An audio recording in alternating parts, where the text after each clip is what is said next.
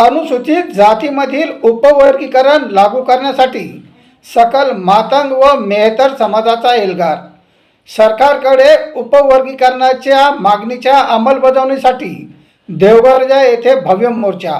जय भारत जय संविधान। मी प्रवीण कुमार काकडे व आपण बघत आहात लोकप्रश्न न्यूज महाराष्ट्र। अनुसूचित जातीमधील उपवर्गीकरणाची तातडीने अंमलबजावणी करावी या प्रमुख मागणीसाठी देवगर्जा येथे सकल मातंग तसेच मेहतर वाल्मिकी समाजाच्या वतीने भव्य आक्रोश मोर्चा काढण्यात आला।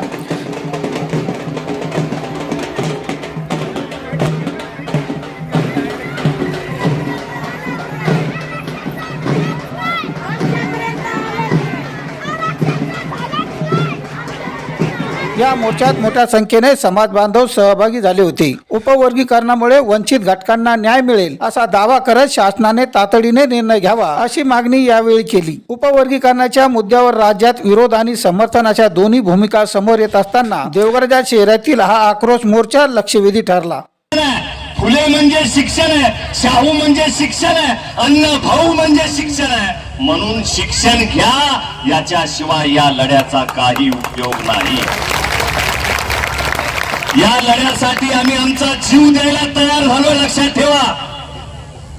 आमचं सर्वस्व आम्ही पणाला लावलंय, सर्वस्व पणाला लावलंय। जर तुम्ही शिक्षण घेतलं नाही तर या उपवर्गीकरणाचा उपयोग होणार नाही। म्हणून शिक्षणाकडे चला, शिक्षणाकडे चला। लक्ष द्यायले का मी काय म्हणालोय? म्हणून माझ्या दोनही समाजाच्या तरुणांना माझी विनंती आहे, महाराष्ट्रामध्ये सोशल मीडिया चालवणाऱ्या दोन्ही समाजाच्या तरुणांना विनंती आहे की तुम्हाला भांडायचंय ना, विरोध करायचा आहे। बौद्ध समाजाच्या तरुणांना, मातंग समाजाच्या मुलांना समर्थन करायचंय ना, तुम्हाला भांडायचंय तर आपसात भांडून हे मिळणार नाही, किंवा आपसात भांडून याचा विरोध होणार नाही। तुम्हाला भांडायचंय तर फडणवीस साहेबांना भांडा, या महाराष्ट्र सरकारला भांडा, आपापली ताकद रस्त्यावर दाखवा। आपसात आपली ताकद दाखवू नका, इथं कुणी कुणाला कमी नाही। आपसात आपली ताकद दाखवू नका, आपली ताकद आपण दाखवली, औरंगाबादच्या विद्यापीठाला बाबासाहेब आंबेडकरांचं नाव मिळालं। ही आपली ताकद आहे दोन समाजाची, ही दोन्ही समाजाची ताकद आहे। ही समाजाची ताकद विखुरण्याचा, त्यांच्यामध्ये तेढ निर्माण करण्याचा, दोन्ही समाजांनी एकमेकाचं तोंड बघितलं नाही पाहिजे याची व्यवस्था करण्यात येत आहे। म्हणून त्याच्या नादी लागू नका। आपली लढाई कुणासोबत आहे? सरकार सोबत आहे। सरकारला भांडा, फडणवीस साहेबांना भांडा की तुम्ही लागू का करत नाहीयेत। या लागू करण्यासाठी आपण सर्वांनी याच्यापेक्षाही तीव्र लढा उभा केला पाहिजे। म्हणून जाता जाता एवढंच सांगेल की एक उपवर्गीकरणाचं कायद्यात रूपांतर करावं। 1 ऑगस्टच्या नंतर जर वेळ गेला तर याच्यापेक्षाही तीव्र आंदोलन महाराष्ट्रामध्ये उभं केलं जाईल। याच्यापेक्षाही तीव्र भाषा आम्ही तुमच्या विरोधामध्ये वापरू। माननीय सर्वोच्च न्यायालयाचे न्यायाधीश गवई साहेब यांनी 1 ऑगस्टला निर्णय आणला का नाही?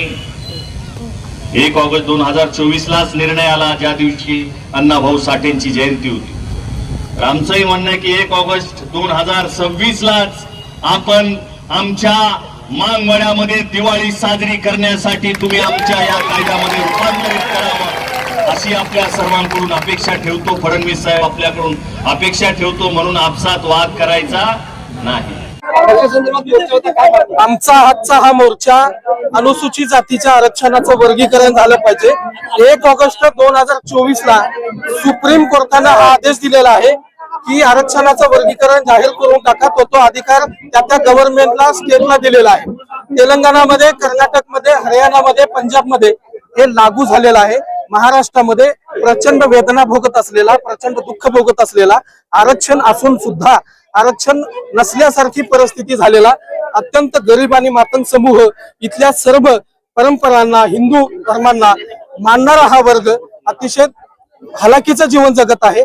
त्यासाठी शासनाने याची अंमलबजावणी करावी आणि गोरगरीब लोकांना न्याय द्यावा, यासाठी ही लढाई आमची आजची आहे। 40-50 वर्षापासून समाज करतोय, कुठेतरी प्रगती झाली नाही समाजाची असं वाटतं. निश्चित या ठिकाणी आपण जर पाहिलं तर गेल्या अनेक वर्षापासून एकत्रित आरक्षणाचा लाभ होत नसलेल्या, अनेक आरक्षणाच्या लाभापासून वंचित असलेल्या जाती या सातत्याने लोकशाहीच्या मार्गाने रस्त्यावर येऊन गेल्या अनेक वर्षापासून या ठिकाणी या राज्यामध्ये लढा देत आहेत.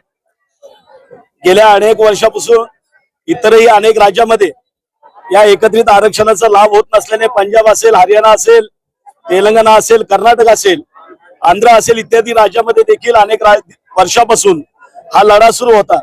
या देशामध्ये सर्वात प्रथम या आरक्षणाचं वर्गीकरण पंजाबमध्ये 1975 साली झालं. त्याच्यानंतर सलग तामिळनाडू असेल, आंध्र असेल, तेलंगणा असेल या राज्यामध्ये देखील त्यावेळी या एकत्रित आरक्षणाचं उपवर्गीकरण करण्यात आलं. दुर्दैवाने या ठिकाणी या न्याय व्यवस्थेने या ठिकाणच्या आरक्षणाच्या लाभापासून वंचित असलेल्या घटकाकडे कधीच लक्ष दिलं नाही आणि सर्वांना समान न्याय जे तत्व या संविधानाने लागू केलं ते तत्व सर्वांना समान संधी या ठिकाणी मिळाली नाही.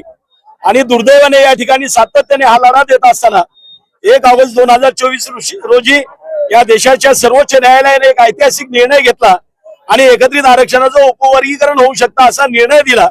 आणि तो निर्णय दिल्यानंतर या देशातल्या जवळजवळ अर्धा डझनभर राज्यांनी याची अंमलबजावणी आणि त्याचबरोबर या ठिकाणी काही ठिकाणी त्या आयोग वगैरे नेमून त्या ठिकाणी त्याचा अभ्यास सुरू आहे.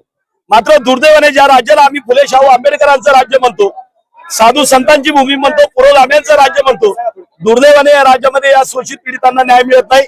तो न्याय मागण्यासाठी आज या संत भूमीमध्ये हा मोर्चा या ठिकाणी आला होता.